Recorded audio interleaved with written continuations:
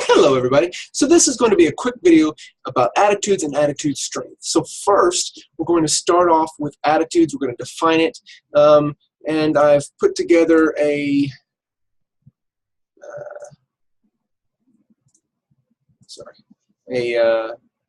PowerPoint to help guide us along. So first, what is an attitude? And then we're going to talk about attitude strength. So let's start with that first question. What is an attitude?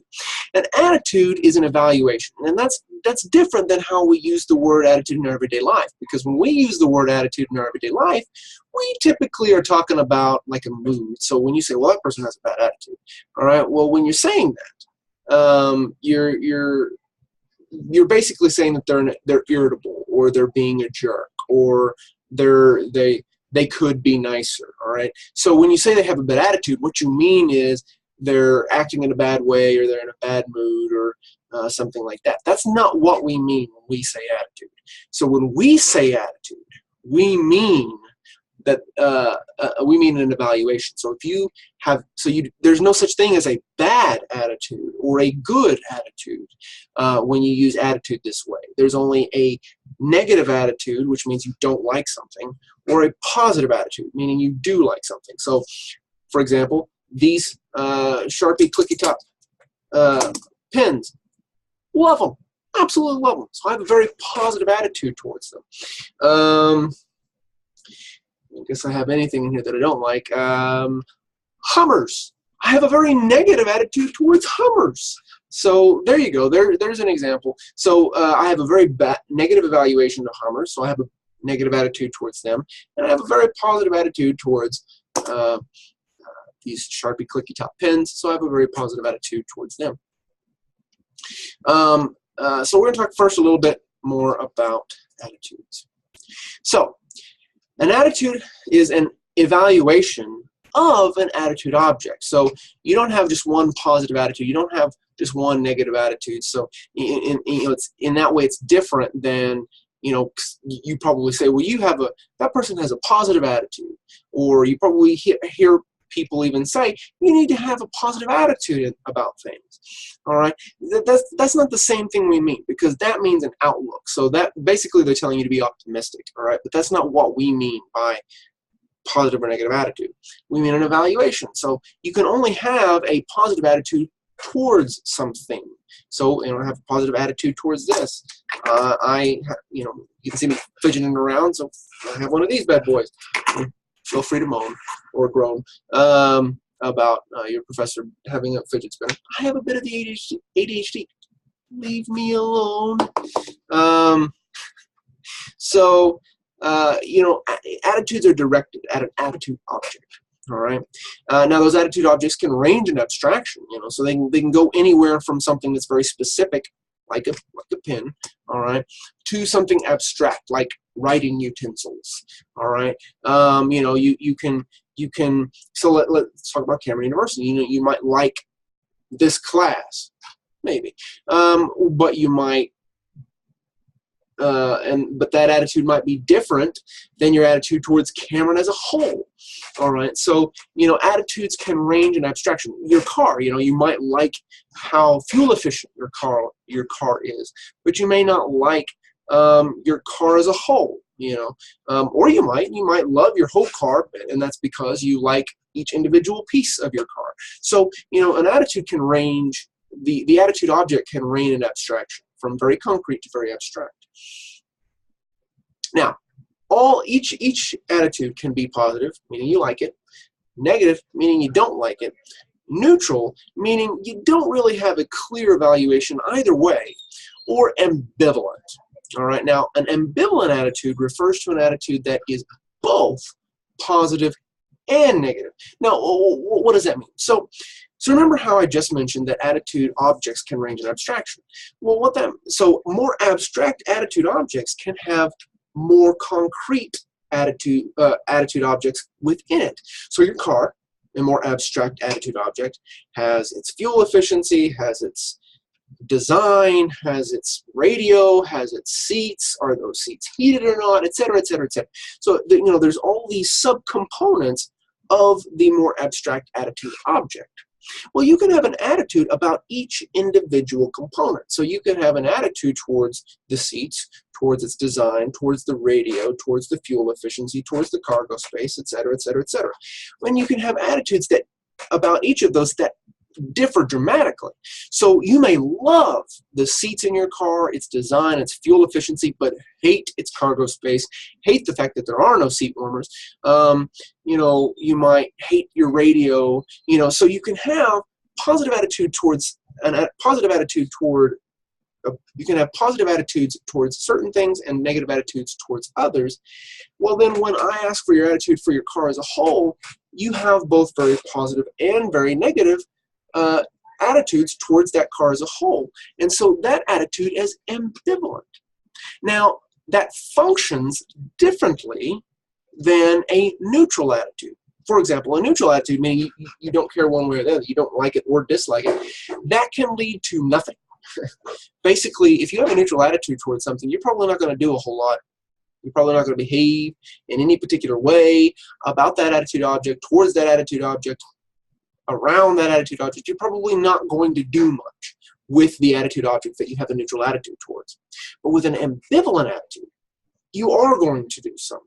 But now, in any one moment, neutral attitudes and ambivalent attitudes can look the same, but one of the big differences is in information seeking. Neutral attitudes are not going to lead you to look for much information, but an ambivalent attitude will. Because when you're ambivalent, we don't like to be ambivalent. All right? We want to have a clearly positive or a clearly negative attitude. And so when we're ambivalent, we tend to look for information to help us become either completely positive or completely negative. All right? So ambivalent attitudes and neutral attitudes, though they may function very similarly in many situations, are different and can lead to differences, such as information seeking. Now, the next thing I want to talk about is attitude strength, because not every evaluation that you have is strongly held. So you like a lot of stuff, I'm sure, and you dislike a lot of stuff, I'm sure. But you don't like everything equally, and you don't dislike everything equally. So you might love your car, but just like your bag, your school bag. All right. So in that situation, you have a stronger attitude towards your car than you do towards your school bag. Now, there are multiple dimensions along which attitudes can become strong or weak, but first, what does attitude strength mean? Well, those things that we like more, those things that we dislike more, those are stronger. And what does that mean? What does those being stronger mean? Well, a stronger attitude, those things that you like more or those things that you dislike more, have certain features, and those features are listed here. So they're more persistent over time. So if I were to ask you today what your attitude towards, let's say you have a very strong attitude towards your car. Well, if I asked you today what your attitude towards your car was, and I asked you 6 months from now or a year from now what your attitude towards your car was, it'd probably be very similar. It'd probably be basically the same, all right, because your attitude persists across time. It's also resistant to persuasion. So if you have a very strong attitude about your car, there's probably basically nothing anyone could ever say to you about your car to make you not like it. Certainly there are some things that can make you change your mind, but there are fewer things that could make you change your mind. There are very few things that could make you change your mind. All right, it would have to be something like, people who that car explodes or something. I don't know. It would have to be something pretty impactful to make you change a strongly held attitude towards your car, if it were strongly possible. Influential. The next two: influential in information processing and influential in behavior.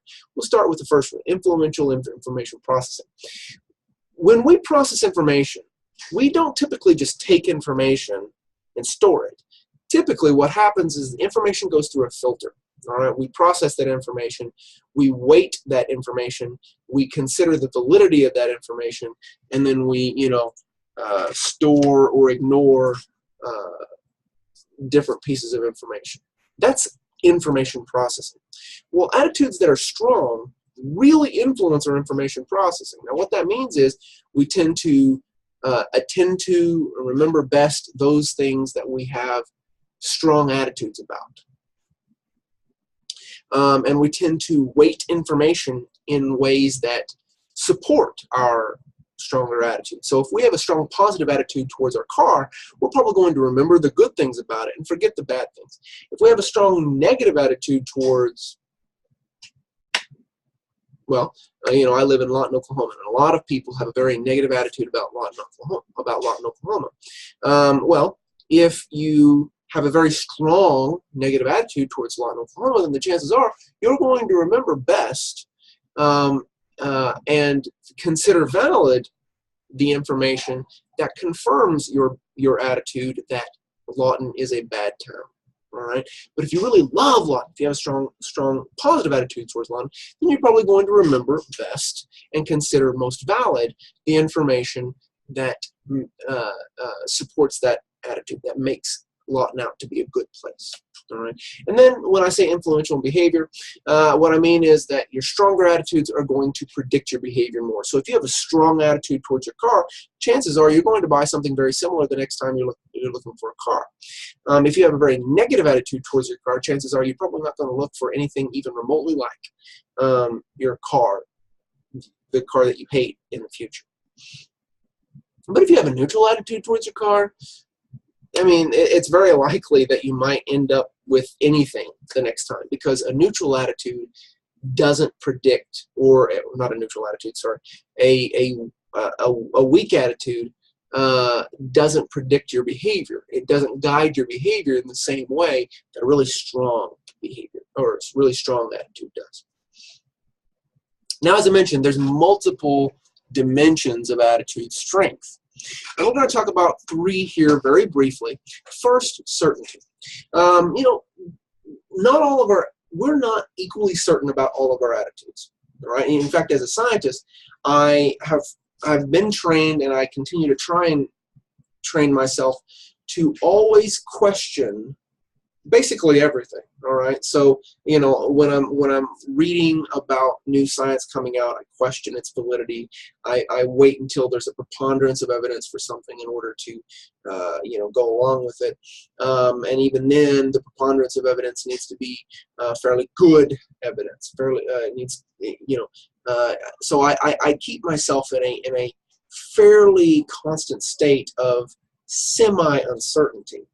But in our day-to-day lives, we tend to be very certain about some of our attitudes, but not so certain about other of our attitudes. So for me, I've told you repeatedly, I'm a dork.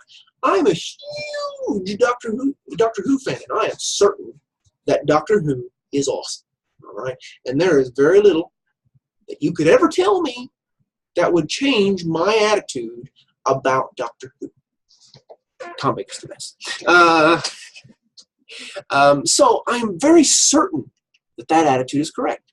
And for that reason, that attitude about Doctor Who takes on all these aspects. It's resistant to persuasion, it's persistent over time, it affects how I think about information, affects information processing, and it predicts my behavior. I own all of the new seasons, and I am working on my collection of all the classic stuff, and it's fairly comprehensive. So attitude certainty is one way that attitudes can be strong. Knowledge. When you have more knowledge about a particular attitude, that attitude tends to be stronger than when you don't have much knowledge about that attitude. So knowledge can imbue an attitude with strength. And then importance. Some of our attitudes are more important to us than other attitudes. For example, many people's political attitudes, whether they have a positive attitude towards Republicans or a positive attitude towards Democrats, those attitudes tend to be very important for people. And certainly some of the attitudes captured in those political attitudes tend to be very important to people. Whereas, most people's attitudes toward, their shoes, okay? Although I know some people have very strong attitudes for their shoes. Believe me, I know. But for the average person, you know, their attitudes towards their shoes probably isn't that important. I mean, they might have a positive or negative attitude. They might really like their shoes, but you know, it's their attitude towards their shoe isn't that important.